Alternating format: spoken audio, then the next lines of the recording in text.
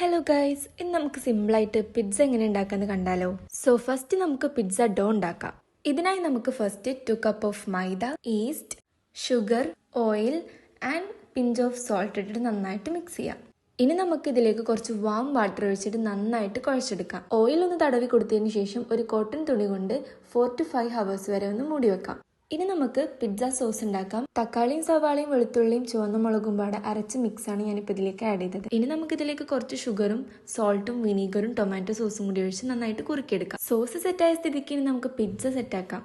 മാവൊക്കെ നന്നായിട്ട് പൊന്തി വന്നിട്ടുണ്ട്. ഇനി നമുക്കൊരു പാൻ എടുത്ത് കുറച്ച് ഓയിൽ ബ്രഷ് ചെയ്തതിന് ശേഷം മാവ് ഇതുപോലെ ഒന്ന് പരത്തി കൊടുത്ത് സോസ് എല്ലായിടത്തും കൂടി ഒന്ന് സ്പ്രെഡ് ചെയ്യാം. ഹോൾസ് ഇടാൻ മറക്കരുത് കേട്ടോ.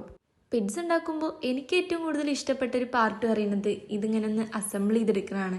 സോ ഫസ്റ്റ് നമുക്ക് ഒനിയൻ, ക്യാപ്സിക്കൻ, ചിക്കൻ, ചീസ് എല്ലാം ഒന്നിട്ടിട്ട് ഒരു 15 to 20 minutes സ്ലോ കുക്ക് ചെയ്തെടുക്കാം. സോ ഫൈനലി ഇവിടെ പിസ്സ നല്ല പെർഫെക്റ്റ് ആയിട്ട് വന്നിട്ടുണ്ട്. ഇനി എന്താ ഒന്നും നോക്കാനില്ല, കട്ട് ചെയ്ത് കഴിക്കാൻ.